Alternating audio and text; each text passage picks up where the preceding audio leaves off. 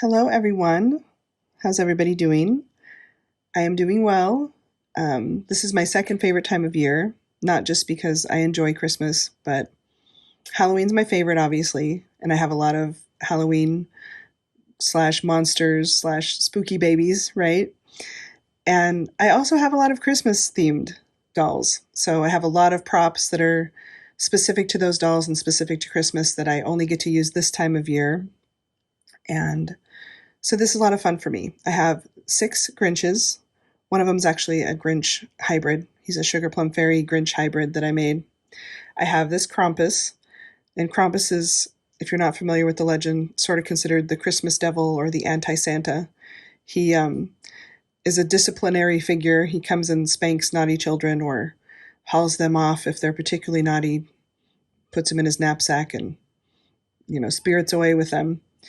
I think his legend was probably used to scare children into behaving all year. But I made him about 6 years ago. I just absolutely love him. And I also have a peppermint candy elf that, while she's not specifically Christmas, I always think of her as a Christmas baby and really enjoy taking photos of her this time of year in the winter time. I also have Krampus with me today. I wanted to have a baby that I created because I want to talk about a situation that I think we all find ourselves in from time to time. And I wanted to use a baby that I made so that I'm not perceived as trying to throw any shade or anything like that. I'm not really interested in that at all.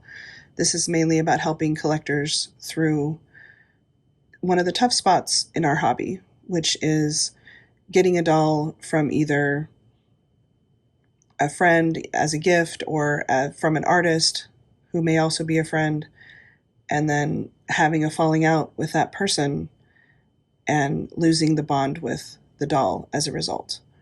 And I always find that very sad. I think there's something very special about our bond with these dolls, and I always get sad when that gets ruined for someone or they leave the community.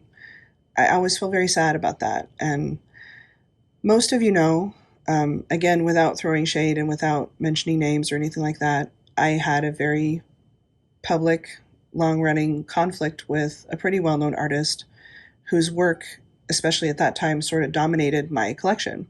I had a lot of dolls from that artist, and we were friends for, a good while, and the whole thing was very upsetting. And I think it's always upsetting, to both parties when that happens. You lose a friendship with someone, and you naturally will then look at those dolls and feel sad. And I was faced with not just one doll, but several, and I didn't want to sell them. I didn't want to pass them on to other people. I still really love them. But I had to find a way to look at the situation and the dolls and not have it be something that was painful or upsetting.